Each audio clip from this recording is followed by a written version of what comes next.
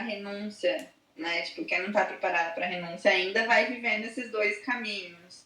Essa questão da parte da renúncia seria algo mais elevado? Tipo, sei lá, você já tá numa renúncia total, sei lá.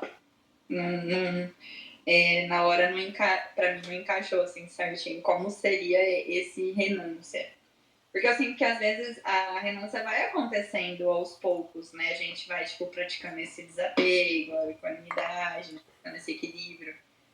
E o mais difícil é realmente a disciplina, né? De manter isso constante. Mas é bastante, mas era isso que tava aqui pegando as pulguinhas. Vamos pegar essas pulguinhas então, vamos dar uma coçadinha nelas. Tá, eu acho que a primeira coisa que eu penso que é importante de ressaltar é que a palavra karma aqui ela está significando ritual. Porque o que acontece é que aqui no Ocidente acabou se tornando mais conhecido o karma como resultante das ações, como resultado das ações. Correto? Então, até por causa do espiritismo, algumas ordens esotéricas, Rosa Cruz, etc., isso acabou se popularizando mais como o resultado das ações. A palavra karma, o sufixo dessa palavra kar é fazer. Então, tudo aquilo que eu faço é um karma. Tá? Não necessariamente é tão somente o resultado das ações, mas a própria ação é um karma.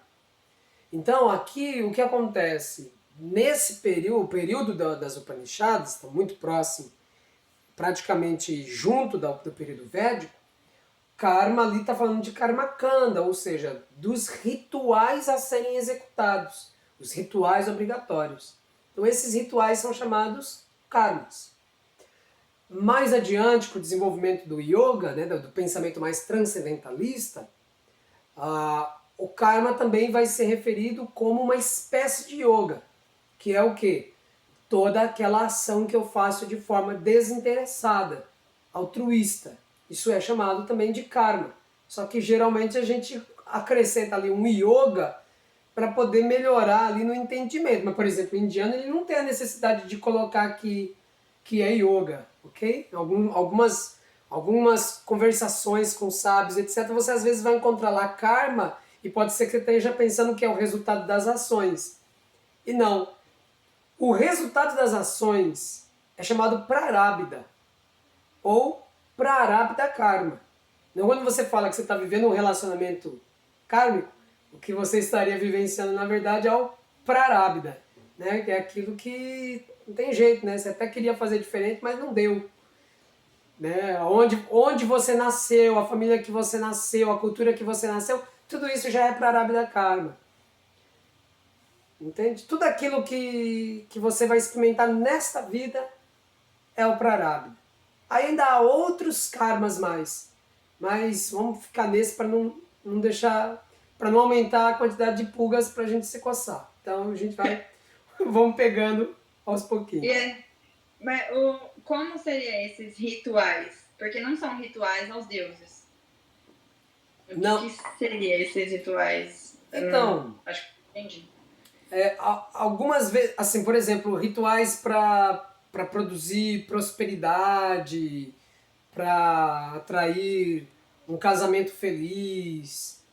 Na verdade é assim, é um conjunto de saberes que compõem a vida dos indianos muito complexo. É por isso que eu disse que não tem muito a ver com o nosso contexto, né?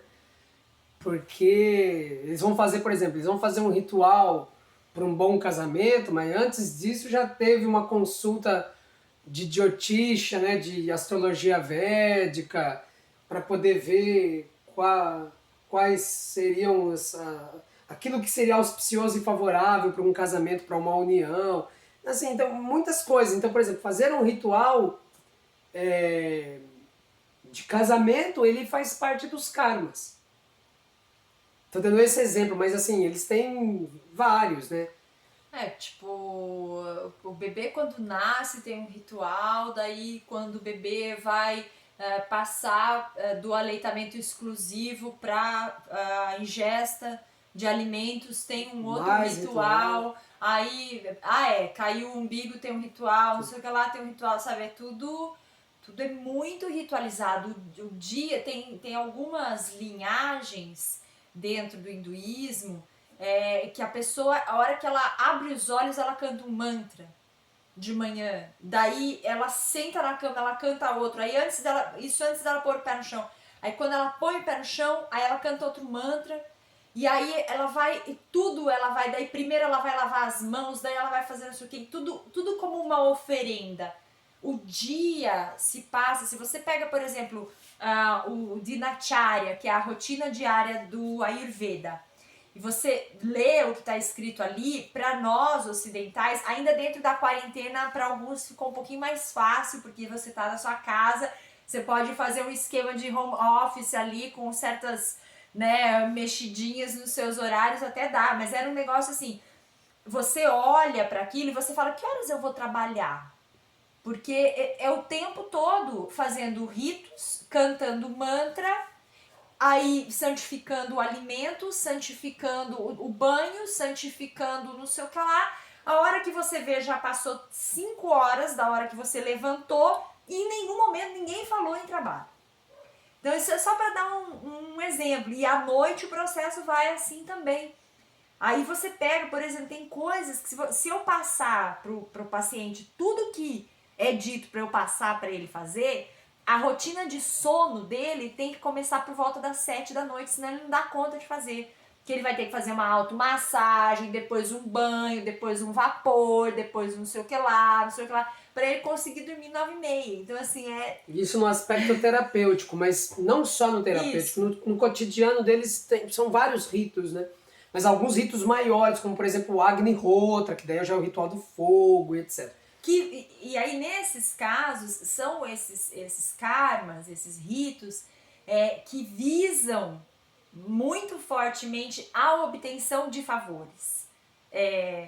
Né, assim, porque você fez o ritual, você espera alguma coisa. Né? Por isso que no final de tudo, a gente vai sintetizar e vai falar de vairagya, desapego. Porque sintetizando, pegando tudo isso, a gente vai falar de desapego. Mas eu ainda sinto que a questão dela está incompleta. Não sei se cabe responder de fato a sua questão aqui, que tem a ver com uma questão relacional, mas a sua questão pode ser a questão de muitos. O karma, essas vivências que a gente tem, que a gente sente que são kármicas, ou seja, que vem de outras histórias, que é algo que eu não escolhi, mas ao mesmo tempo inexoravelmente está lá na minha vida para eu viver. É uma escolha ou não é uma escolha?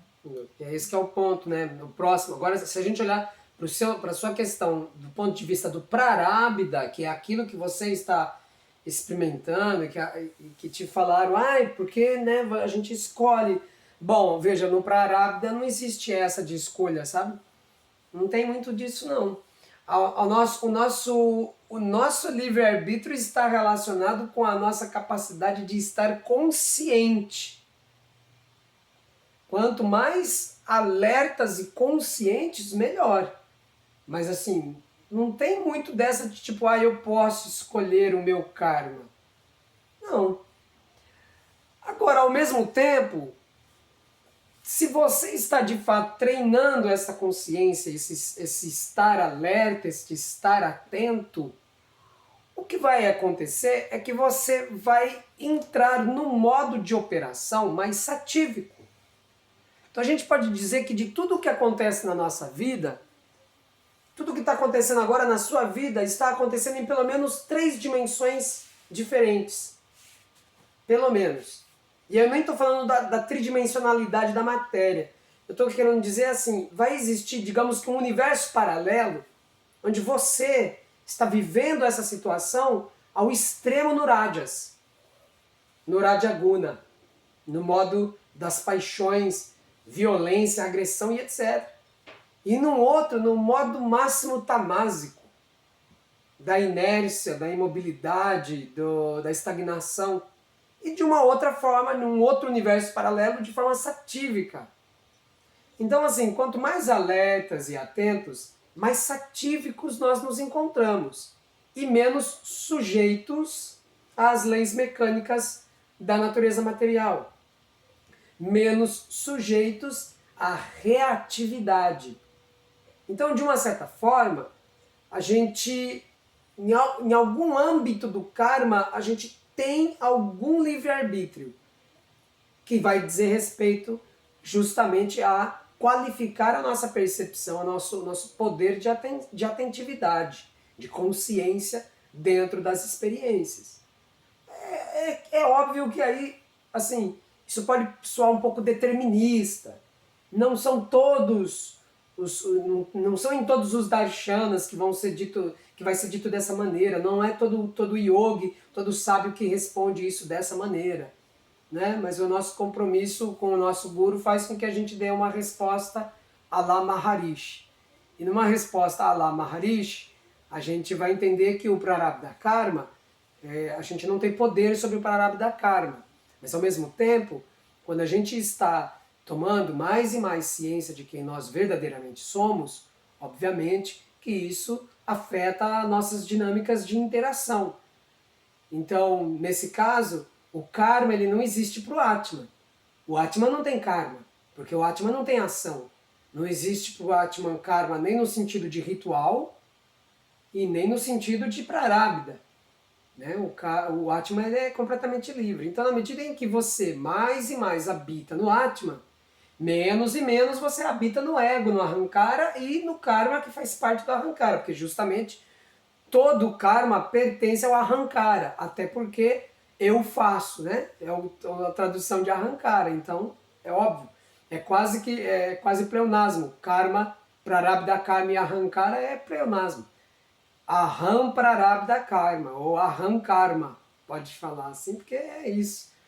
Então se eu me afasto do ahankara, ou melhor, mergulho mais e mais profundamente em mim mesmo, menos e menos essas forças mecânicas me atingirão. Não quer dizer que eu não passarei pelo Prarabdha, mas a maneira como eu passarei pelo Prarabdha, isso é completamente interno, subjetivo. Né? E é óbvio que isso se alterna, porque nada pode ser tão ruim que não possa piorar. E como é que as coisas podem piorar? As coisas pioram se a gente estiver passando pelo Prarabdha Karma completamente identificados no ego e completamente sujeitos a tamas ou rajas. Pronto, aí aquilo que é ruim fica muito pior. Para o Gyani não, né? Para o sábio, para o yogi que está se trabalhando em upeka, em equanimidade, é para justamente ele ter as ferramentas adequadas para poder sobreviver, passar pelo Prarabdha com equilíbrio, tranquilidade e harmonia. E não tem jeito, porque no mínimo existe, por exemplo, o karma que está relacionado, acho que ele chama Paricha Karma, que está relacionado com o desejo dos outros, que é o quê? É o mal que os outros querem te fazer. Entende? Como é que isso vai te afetar? Vai depender única e exclusivamente do seu sadhana. O sadhana vai determinar como você vai passar pelo prarabdha. E aí, de novo, o resumo do resumo, desapego, equanimidade e constância na prática. A gente vai, né, elabora e volta para essa preciosidade essas três qualidades juntas, né, que fazem toda a diferença. Se você olhar, é importante a gente sempre olhar para o pragmatismo disso. Olhemos para o pragmatismo disso. Se no meu dia a dia eu não pratico meditação, é óbvio que o meu dia vai ter um determinado colorido, um determinado rasa, um determinado sabor. Se eu comecei o meu dia fazendo uma japa, cantando um mantra, se eu sentei para meditar, é óbvio que isso vai influenciar o restante do meu dia. Vai trazer um rasa diferente, um sabor diferente para o meu dia. Então, é isso. A gente vai buscando fortalecer em nós a nossa aptidão para passar pelo Prarabdha sem espernear. Mas com tranquilidade, sorrindo, ok, Isso aqui só é mais um Prarabdha queimando, facinho, já passei por vários, já tô nesse samsara maior cara, isso aqui parece uma máquina de lavar roupa, esse samsara já virou, já fui, subi, desci, então tá tudo bem. Agora vamos quebrar esse ciclo de sofrimento, né? Então, são padrões mecânicos, né? Mas aí você também pergunta sobre essa renúncia. Eu acho que a renúncia está relacionada com isso. Entende?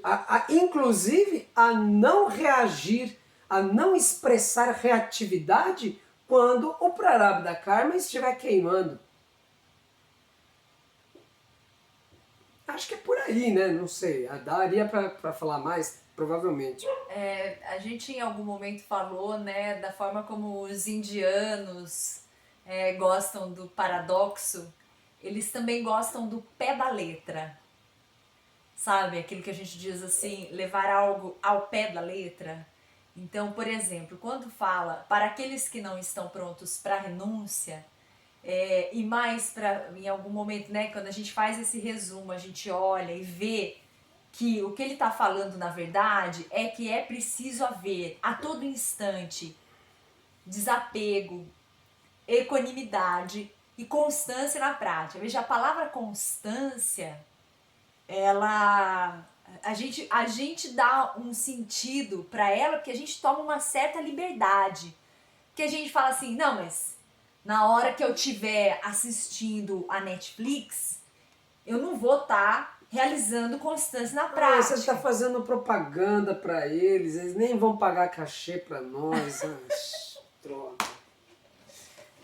Enfim, o filme, a hora que eu tô, sei lá, passeando no shopping ou fazendo não sei o que lá, eu não preciso fazer o desapego e a equanimidade. Eu posso deixar esses momentos aí e eu posso levar a constância na prática, como assim, tipo, todo dia, meia horinha, de manhã, todo dia, meia horinha antes de dormir. Isso aí é constância, tô fazendo a prática. Ao pé da letra, não. Ao pé da letra, constância é sempre. O que é uma coisa constante? Constante é o tempo inteiro. Então é dessa renúncia que ele está falando. Ele não está falando de um sadhana que acontece de vez em quando, que a pessoa está realizando vairagya e upekkha de vez em quando, todo dia, mas só algumas horas por dia. Então, por isso que é nesse nível de exigência. E por isso que ele fala que dessa forma será gradual, realizando os ritos com desapego e equanimidade, e da mesma forma com desapego e equanimidade, realizando a adoração aos deuses e deusas, sem apego aos frutos, com verdade, não de forma mecânica, mas sem esperar nada, de forma imparcial. Agora, isso é para quem não está pronto para a renúncia, que é o quê? A constância total, o tempo inteiro fazendo isso. Né? Esse abhyasa mesmo, ao pé da letra. Porque geralmente o Karma Kanda e as adorações, o Daiva Bhakti, a adoração aos deuses, eles são especialmente indicados para grihastas, para pessoas que estão no mundo, vivendo o que é chamado de vida secular, ou seja, casados, têm filhos, filhas, netos, donos de empresa ou trabalhando para alguma empresa, ou seja, envolve o que nós aqui chamamos de vida mundana, essa mundanidade. A pessoa não pode ser completamente mundana, ela vai e trabalha, mas faz lá alguns ritos, entendeu? Tá lá fazendo umas adorações. Numa das traduções desse último que a gente leu, na segunda tradução, isso fica bem claro. Aqueles que se dedicam tanto à vida no mundo quanto à meditação superam a morte através da vida no mundo e atingem a imortalidade através da meditação. E aí, se é traduzido direto do pensamento do indiano, ele leva ao pé da letra. Então, tanto quanto significa na mesma medida, não é? Tanto quanto. Então, o quanto eu vou me dedicar à vida mundana, quantas horas por dia eu me dedico à vida mundana? 8, Então eu preciso de 8 horas de meditação diárias também. Isso é o tanto quanto. Não é? Aí sim, aí nós estamos falando em equanimidade.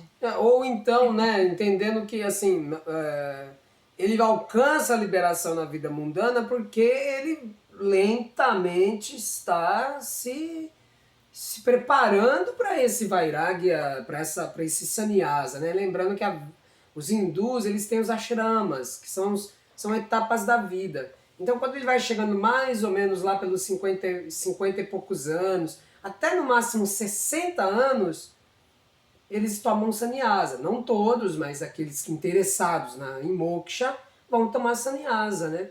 E aí o restante da vida vão se dedicar exclusivamente à espiritualidade, né? Então isso é inclusive uma organização social. A nossa cultura não é bem assim, então a gente precisa ver como é que a gente consegue organizar, estruturar a nossa vida de forma que possamos, no maior tempo possível, dedicarmos-nos ao sadhana. Por isso que, primordialmente, a gente precisa sempre recordar que o yoga é dhyana, yoga é meditação, yoga é esse treinamento interior, né? Porque esse treinamento ele pode acontecer de diversas maneiras, até quando nós estamos em atividade, que é o próximo passo para a gente aprofundar a nota mental, né? Há mais outros campos de experimentação da nota mental que poderão nos trazer uma vivência empírica disto, né? Mas, de modo geral, se você entender que a prática é viver atento, é viver com consciência, isso significa que não há um momento em que a gente não possa praticar isso. Talvez no sono profundo. E olhe lá. E olhe lá. Porque se você começar a colocar essa qualidade de presentificação da sua percepção no seu dia a dia, isso vai repercutir quando você estiver dormindo. Quando menos vê, a pessoa está sonhando que está meditando ou que está fazendo nota mental.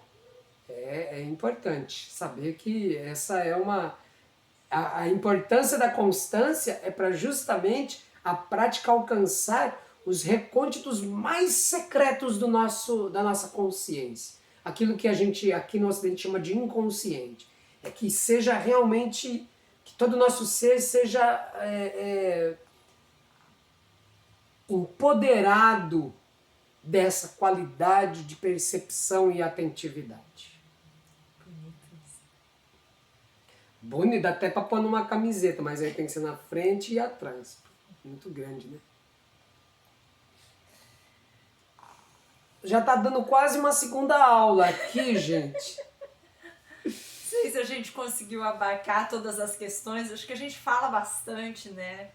Aí, se a gente não conseguiu responder tudo, aí depois você pode trazer lá no grupo qualquer coisa, no privado pra gente.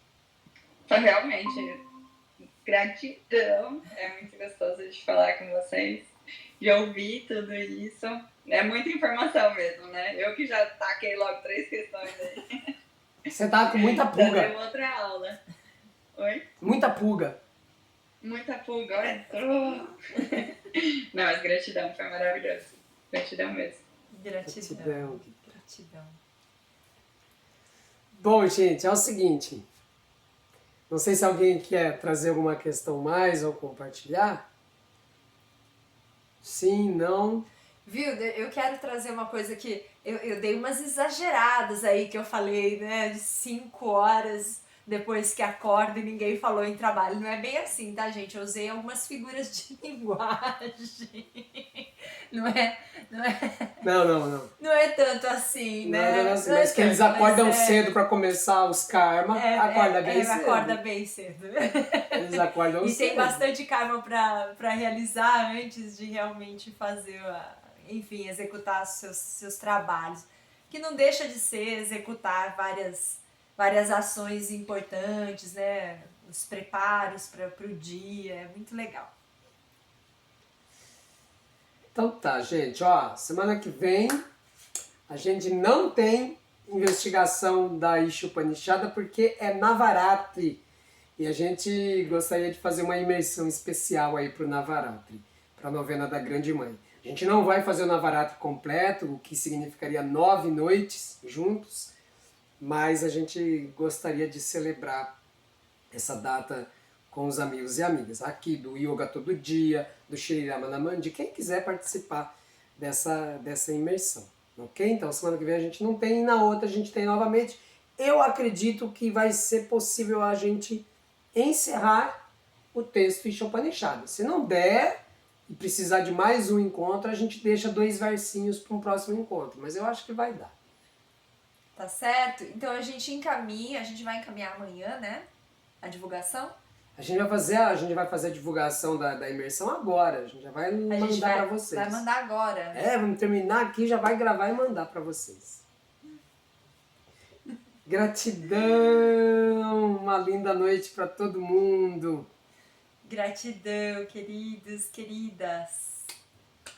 Namastê, namaskar, namaskaram. Até já.